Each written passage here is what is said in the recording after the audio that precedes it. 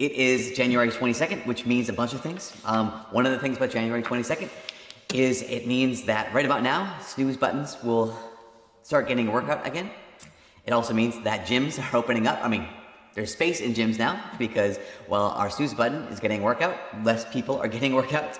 It means that ice cream sales are going up, alcohol sales are going up because, so one of the things I did some research on is that 40% of, you probably know this, 40% of Americans set New Year's resolutions. Which is great. I mean, again, New Year's resolutions are great. I think resolutions are great. We're going to talk about resolutions today because it highlights the fact that, like, yeah, I want to get better. I know that I'm made for more, so why not try? The funny thing is that 23% of people who make resolutions, 23% of those 40% of Americans who make resolutions, 23% of people quit their resolution within the first week. Which is just crazy. That's a quarter of the people.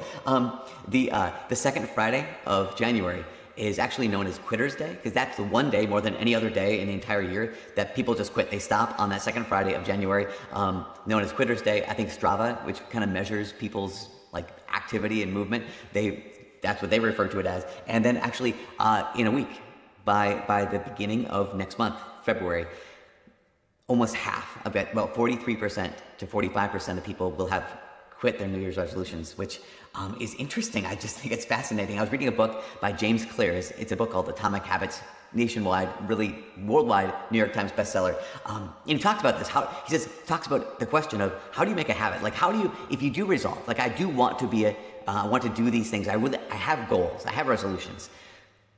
He says, how do you make those in such a way that you actually might have some success, may have actually a chance, rather than the 43% of people who will quit within the first month. He says one of the things we do is we set a goal. You say, okay, I want to be healthier, or I want to publish a book, or I want to win a championship. And he says, okay, that's fine, but be more specific. So people say, okay, I want to lose 20 pounds. I want to write a novel that is on the New York Times bestselling list, that kind of thing. And he said, that's fine, but you have this goal that's an outcome. You have to wait for the outcome. And so you have to ask the question, okay, so that's a little bit of a problem because you have to wait for the outcome. He said, what's the process? How are you going to get to this goal? He said, that's a good question to ask too, because it's not just going to happen on its own. You have to have a process that's going to get you to this goal. But James Clear, his point, or his argument that he makes, the case that he makes, is that too few of us have what he calls identity-based habits. I don't just do this thing. I don't just not do this thing. I don't just stop smoking. I don't just start running. He says identity-based habits are a way of seeing oneself and a way of even what you believe about yourself, where you say, I'm the kind of person who. So if a person, I want to lose weight, you would say, okay, I'm the kind of person who moves often. If you want to be someone who is, I want to be a writer. Like, okay, I'm the kind of person who writes every day. And so one of the things that he proposes to people is to have these identity-based habits where you start seeing yourself in a new way, not just focused on the outcome, not even just focused on the process, but focused on what is it that I believe about myself. So he says you have to ask two questions. Basically, the first question is, or the first issue is you have to decide what kind of person you want to be. Okay, I want to be a runner. I want to be a writer. I want to be someone that people respect at work. He uses some of these examples. You decide what kind of person you want to be. Then he says, you then prove it to yourself by small wins. So you prove it to yourself by small wins. So some of the examples he gives, again, when it comes to, I want to be a runner. He says, okay, I'm the kind of person who runs. I'm the kind of person who moves. I'm the kind of person who is active. Okay, fine. He says, okay, then you resolve. The small win would be, I have a pedometer, like maybe a little fitness tracker kind of situation, and you keep track. You say, I want to walk 50 steps every single day, 50 more steps every day than I did yesterday. Okay, so that's a small win. And as I do that, I'm proving to myself that I'm the kind of person who does that. Let's say he gives the example of what if you want to be someone people respect at work. He says, well, what's a small win? I want to be the kind of person people respect at work. Well, I'm the kind of person who arrives on time. So people know that they can count on me at work because I've arrived on time. And so the small win is I'm going to schedule my meetings with 15 minutes of buffer time between one meeting and the next meeting. So just these small ways that I first have to do, decide what kind of person I want to be, and then secondly, prove it to myself with these small wins. Another way you could say it is, I want to remind myself who I am with these small wins. And he makes the case of basically saying, what helps is to keep the identity at the heart of your resolution.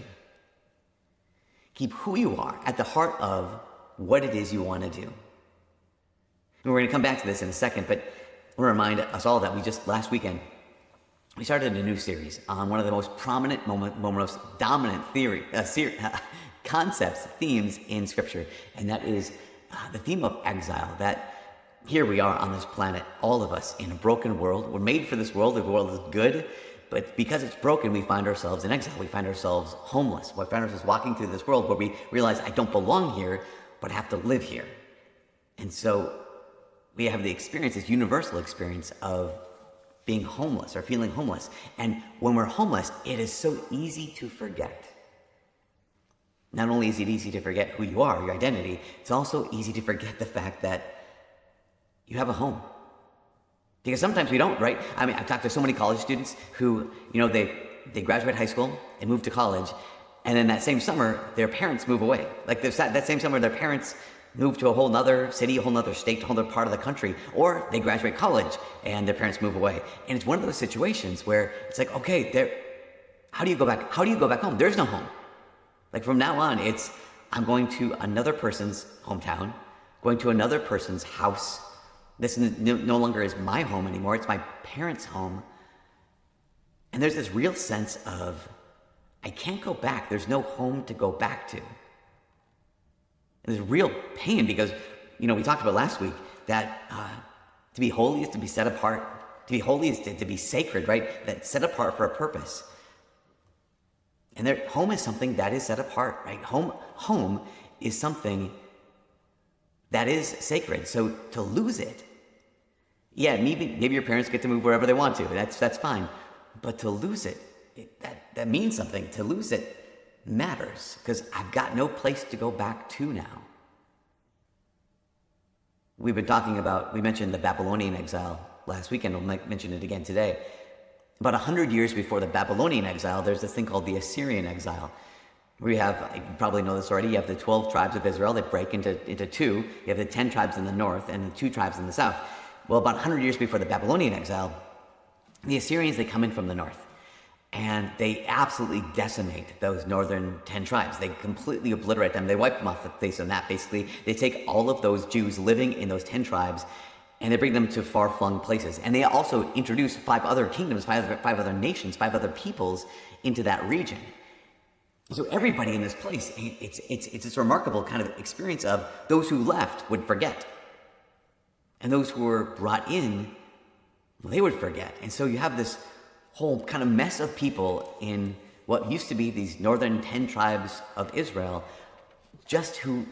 of people who forget who they are. They forget what home is. They forget they even had a home. Because I think that's one of the most painful things that's lost in exile.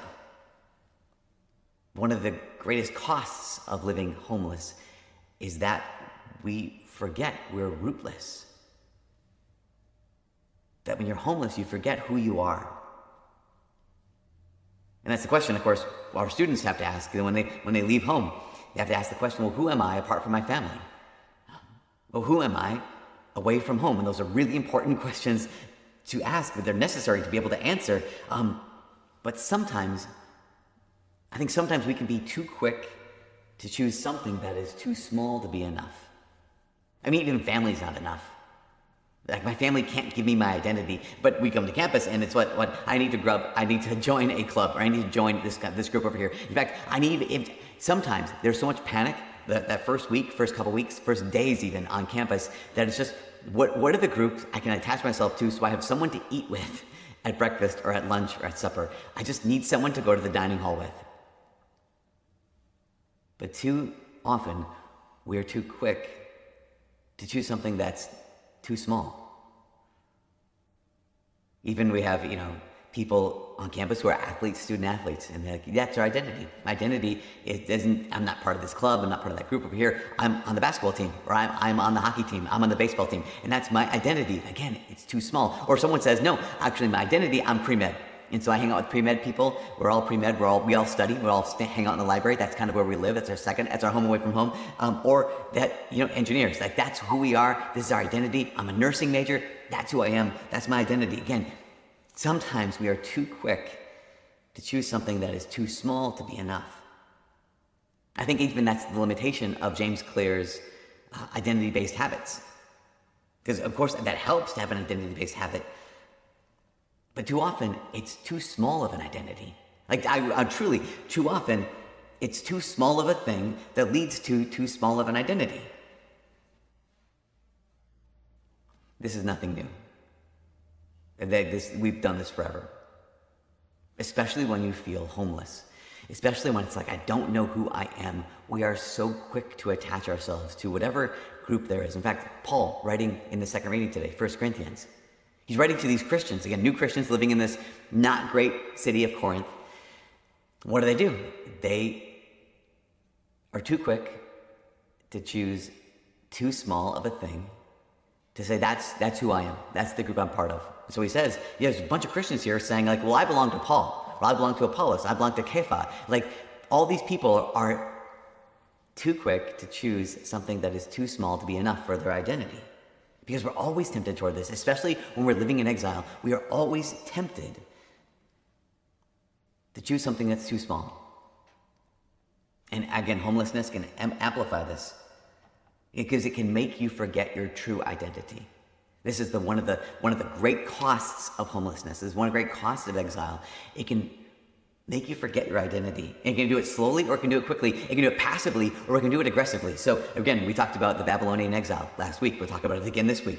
And remember, in the Babylonian exile, there were 3 waves. In the first wave, a bunch of people, including these 4 men, Daniel, Hananiah, Azariah, and Mishael. Remember, being in exile, being homeless, can be quick to steal us of our identity. It can do this passively, or it can do this aggressively. Well, for Daniel and for the men he was with, they tried to do it quickly, and they tried to do it aggressively. In fact, in the very first chapter of Daniel, there are 3 sentences, 3 verses right in a row that tell this massive story that if you just kind of read through it, you'll miss the story. In the first line, it's chapter 1, verse 6. It says this. It says, among these exiles were Daniel, Hananiah, Azariah, Mishael. Just names them. Verse 7 says, the next verse gives this detail that, again, can seem insignificant to us on the surface. But it says this. It says, the chief chamberlain changed their names, Daniel to Belteshazzar, Hananiah to Shadrach, Mishael to Meshach, and Azariah to Abednego. It's like, okay, that's neat.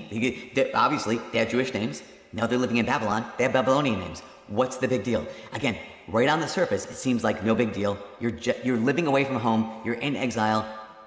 Take the hit, like take the L. All you got was a name change. No big deal. But here's the thing. For them, their names meant something. For Daniel, his name meant something. Daniel meant that he was consecrated. Hananiah meant he was consecrated. Hananiah and Mishael, Azariah, all those names meant that they were consecrated. In fact, those names mean something. Daniel is a name that means God is my judge, and not just any God, but the God. El is my judge. God is my judge.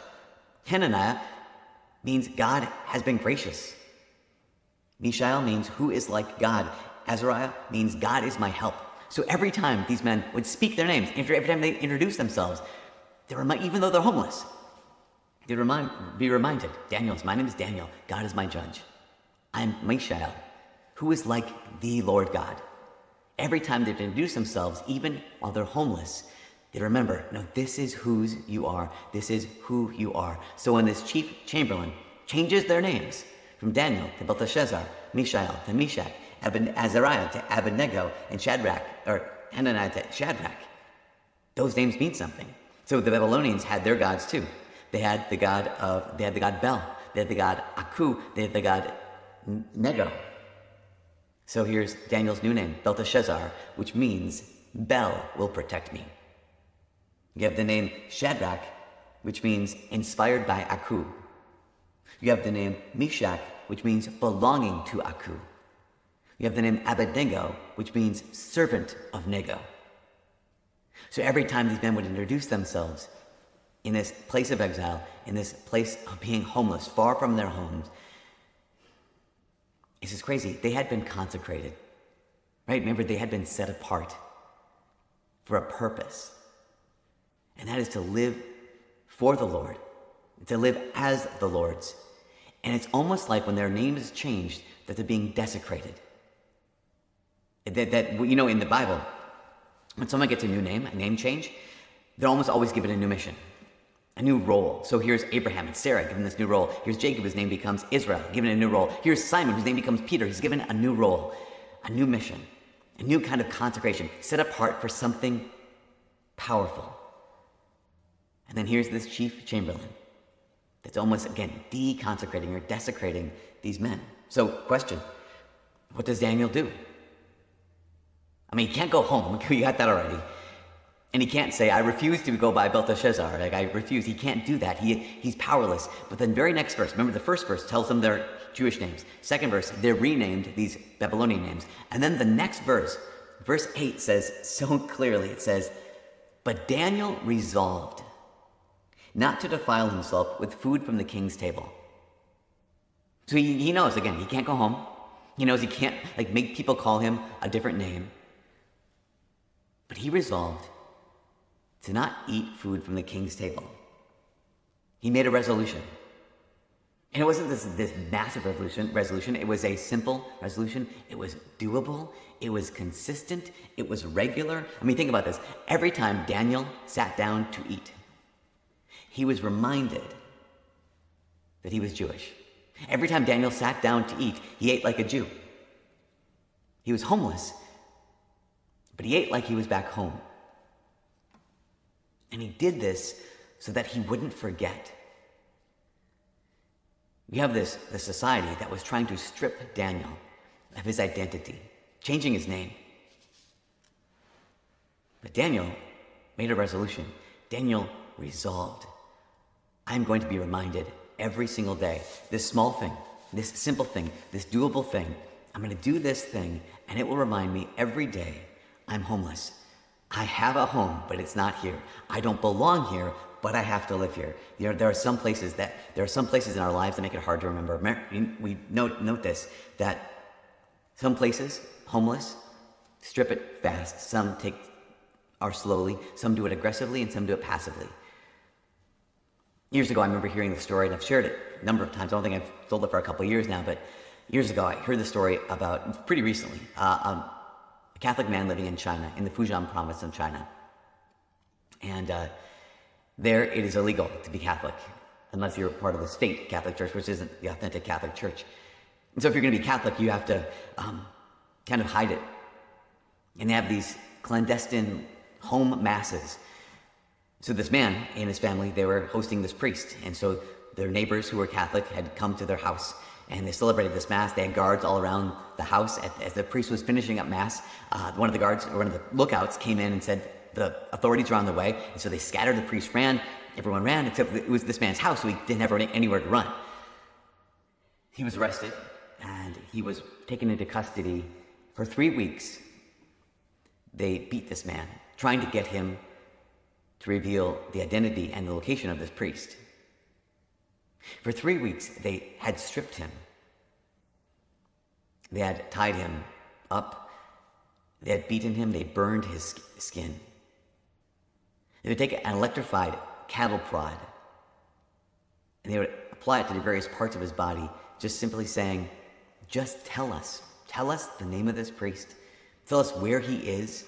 Help us find him, and you can go home. You can be completely free. But here's this man who not only loved his priest, he loved the Eucharist so much he knew that if the authorities found this priest, he would be arrested. That he didn't know when he or his family or anyone in that region would have another priest and would be able to receive the Eucharist again, would be able to go to Mass ever again. So after 3 weeks of torture, the authorities realized they couldn't break the man. They sent him home.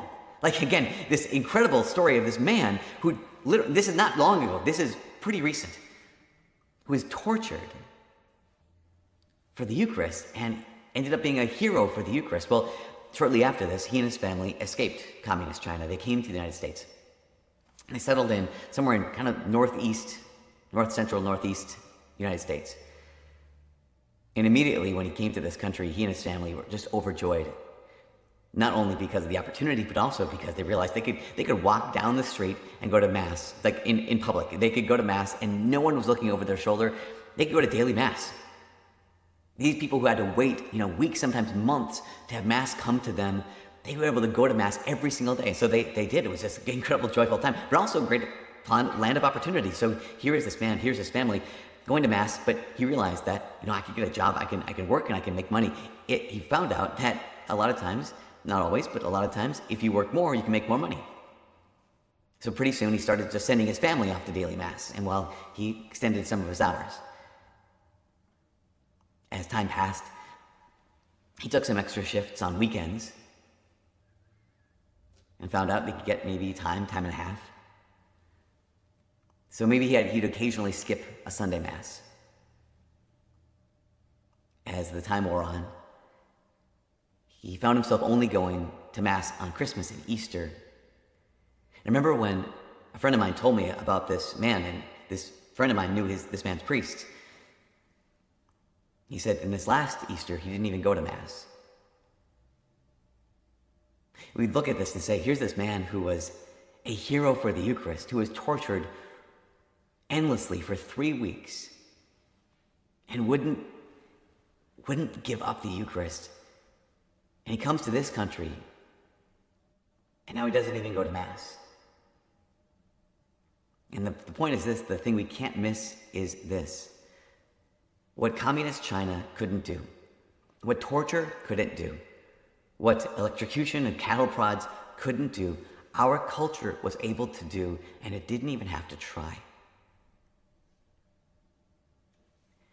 This is the risk, this is the danger of living homeless. We can forget. We can forget who we are. We can forget the most important thing in our lives. We can actually even forget our Lord. We can forget God.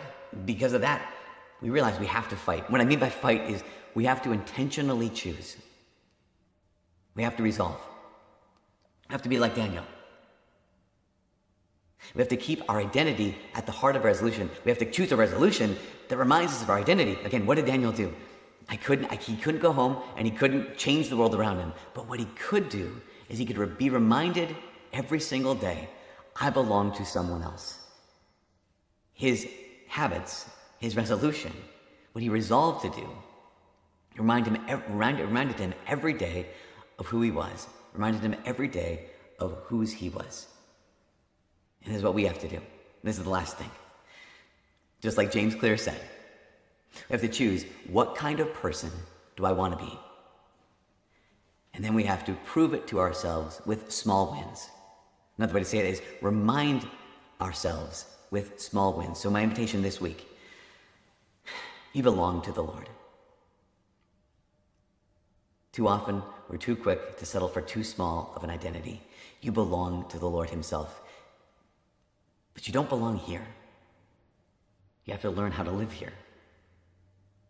What is one thing that you and I can do every day that will just remind you, that reminds us, this is not my home, but I have to live here. This is not who I am. I belong to him. Because it's this truth, it's this reality that being homeless, we have to fight. Being homeless, we have to intentionally choose. Being homeless, we have to resolve